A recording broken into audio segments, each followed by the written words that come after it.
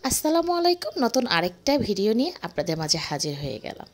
আজকে যে ভিডিওটা আমি নিয়ে আসলাম আপনাদের মাঝে সেটা হলো খুবই ইনস্ট্যান্ট তৈরি করা যায় ভেজিটেবল রাইস। এই ভেজিটেবল রাইসটা খুব সহজে আমরা বাসায় কিভাবে তৈরি করব চলুন প্রিয় দর্শক দেখে নিই।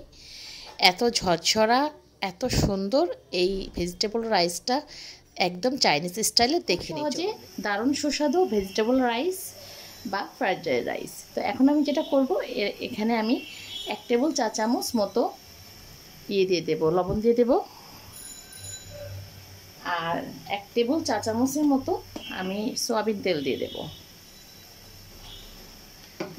এটা এই কারণেই দেব যে আমি বাসমতি চালটা যে দেব এটা একটার সাথে একটা লাগবে না, আর সিদ্ধ হলে মানে ঝরঝরা হবে। তো এখানে আমি খুব শর্টকাটে ভিডিওটা দেখাবো, বেশি লম্বা করব না।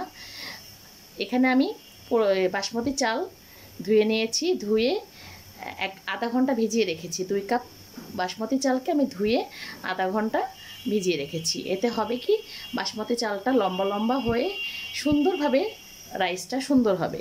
তো আমি এখানে 2 কাপ বাসমতি চাল ধুয়ে ভিজিয়ে রেখেছি আধা ঘন্টার জন্য। এই চালটা এখন দিয়ে দেব।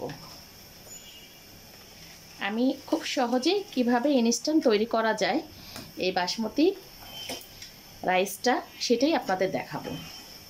আমি চালটা গরম পানির ভিতরে, ঠান্ডা পানিতে দিবেন না, ঠান্ডা পানিতে দিলে চালটা বাসমতি চালটা ভালো হয় না। গরম ফুটন্ত পানিতে 1 টেবিল চামচ লবণ আর 1 টেবিল চামচ সয়াবিন তেল দিয়ে চালটা আমি এরকমভাবে 10 মিনিটের জন্য ঢেকে দেবো। এরকম ফুটবে। তো আসছি 10 মিনিট পর ফিরে। 10 মিনিট পর আসলাম ফিরে। আমি এখন চালটা চেক করব কিভাবে, আমি একটু আপনাদের এভাবে দেখাই নিই।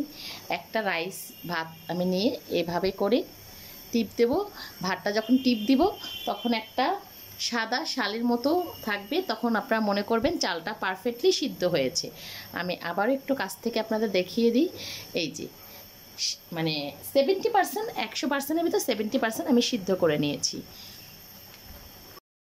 রাইসটা সিদ্ধ হয়ে গিয়েছে। বাসমতি চালটা আমি টিপ দিয়ে চেক করে দেখেছি, চালটা 70% সিদ্ধ হয়েছে, আর বাকিটা আমি ফ্রাই করার সময় সিদ্ধ হবে। তো প্রিয় দর্শক আসছি পরবর্তী নিয়েছি। এখন আমি ফ্যানের নিচে দিয়ে ঠান্ডা করে দেব। আর আজকে আমি দেখাবো ইনস্ট্যান্ট কিভাবে রাইস তৈরি করা যায়। ফ্রাই প্যান বসিয়ে নিয়েছি, এখন আমি বাটার দেব। অর্ধেক বাটারটা আমি দিয়ে দেব রুম টেম্পারেচারের। আজকে আমি রাইসটা বাটার দিয়ে করব।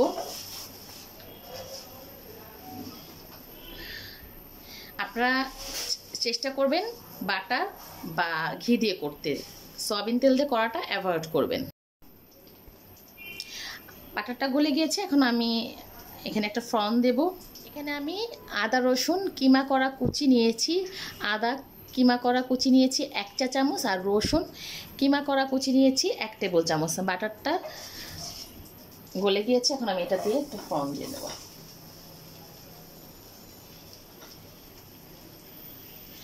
অনেক সময় আমাদের হঠাৎ করে মন চাই যে আমরা ভেজিটেবল রাইস খাবো, ঝামেলার কারণে অনেক সময় খাওয়া হয় না। তো ইনস্ট্যান্ট ও চটজলদি এই ফ্রাইড রাইস বা এই ভেজিটেবল রাইস কিভাবে করবেন এই রেসিপিটা দেখে বুঝতে পারবেন। আজকে আমি এই ভেজিটেবল রাইসটা বিফ চিপস দিয়ে সার্ভ করব।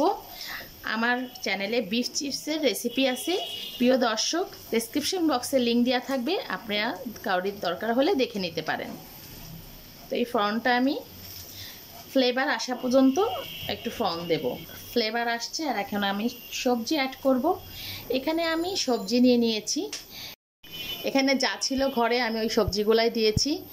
এখানে আমি কাঁচামরিচ লাল আর সবুজ আমি ফালি করে নিয়েছি। এখানে 1/2 কাপের মতো পেঁয়াজ নিয়েছি, আর এখানে লাল ক্যাপসিকাম 1/2 কাপের মতো নিয়েছি, সবুজ ক্যাপসিকাম 1/2 কাপের মতো নিয়েছি, ফুলকপি 1 কাপের মতো নিয়েছি, গাজর 1 কাপের মতো নিয়েছি। তো সবজিগুলো আমি নিয়ে নিয়েছি। এখন আমি প্রথমে গাজর দিয়ে দেব, তারপরে ফুলকপি দিয়ে দেব।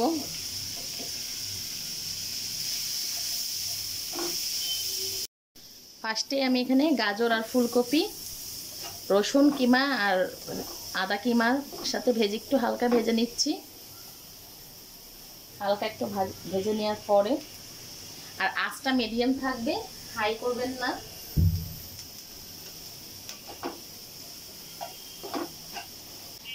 এখন আমি দিয়ে দেব সবুজ কালারের ক্যাপসিকাম,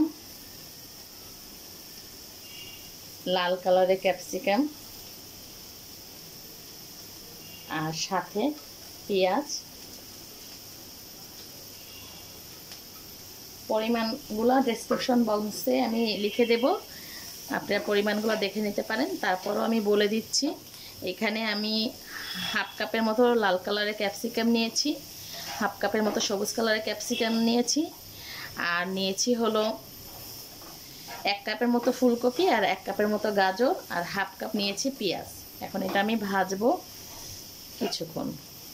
সবজিটা হালকা ভাজার পরে বাকি কিছু দিয়ে দেবো। এখানে আমি 1 চা চামচ মতো লবণ দিয়ে দেব সবজির জন্য, যেহেতু রাইসের লবণ আছে সেহেতু বুঝে দিবেন। আর ভেজিটেবল রাইসে আপনাদের যার যেরকম সবজি ভালো লাগে সেটাই দিতে পারেন। এখানে আপনারা ইয়েলো কালারের ক্যাপসিকাম দিতে পারেন, এখানে ব্রোকলি দিতে পারেন, তারপরে বরবটি দিতে পারেন, পেঁয়াজ কলিও দিতে পারেন। আমার কাছে কয়েকটা সবজি ছিল, আমি এই কটা দিয়ে করছি। এটা ইনস্ট্যান্ট ভেজিটেবল রাইস খেতে চাইলে চটজলদি তৈরি করা যায়। সিদ্ধ হওয়ার পরে, একটু হালকা সিদ্ধ হওয়ার পরে আমি বাকি কিছু দিয়ে দেব। আজকে আমি চিকেন দেব না, আজকে আমি ঘরে থাকা উপকরণ দিয়েই ভেজিটেবল রাইস খাবো, এটি অসাধারণ লাগবে। এখন আমি 1 টেবিল চামচ মতো দিয়ে দেব টেস্টিং সল্ট, আর দিয়ে দিচ্ছি 1 চা চামচের মতো সাদা গোলমরিচের গুঁড়ো। তারপর ভালো করে একটু মিশিয়ে নেব।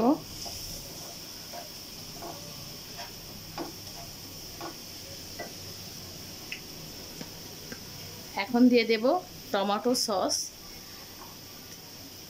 2 টেবিল চামচ মতো, 2 টেবিল চামচ মতো টমেটো সস দিয়ে নিয়েছি। 2 টেবিল চামচের মতো সয়া সস, আমি এই সয়া সসটা দিচ্ছি।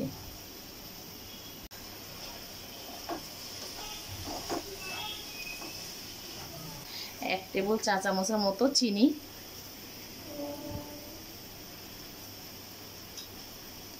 ভেজিটেবল রাইসটা চিকেন ছাড়া করব এগ দিয়ে। এখানে চিকেন যে নাই তাতে স্বাদে কোনো পরিবর্তন আসবে না। যখন আমাদের হুট করে ভেজিটেবল রাইস খেতে ইচ্ছা করে তখন আমরা এইভাবে তৈরি করে নিতে পারি। সবজিগুলা ভালো মতো মানে পোড়া সিদ্ধ গলে যাবে না, হালকা কচকচে থাকবে। আগে থেকে এই বাসমতি চাল সিদ্ধ করা এটা দিয়ে দিতে হবে। আজকে আমি যে সবজি নিয়েছি এটা 2 কাপ পরিমাণ বাসমতি চালের।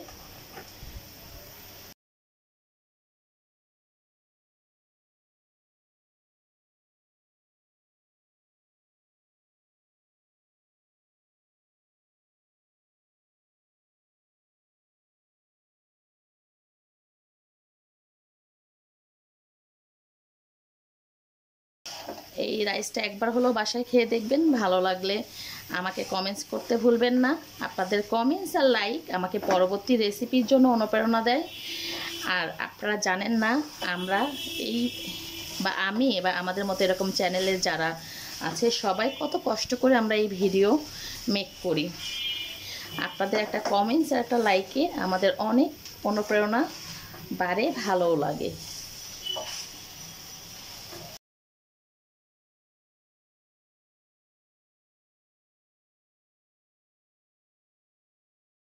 প্রিয় দর্শক, কালারটা দেখেই বুঝতে পারছেন কত সুন্দর কালার হয়েছে।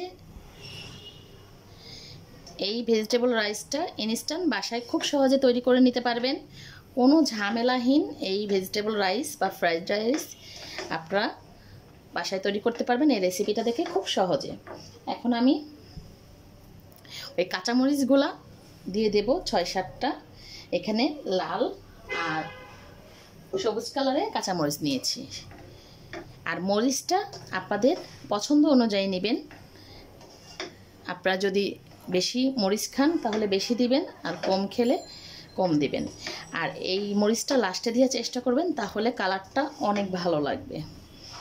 এখন আমার ভেজিটেবল রাইস হয়ে গিয়েছে। এখন আমি একদম লাস্টে এক ঝুড়ি দেব।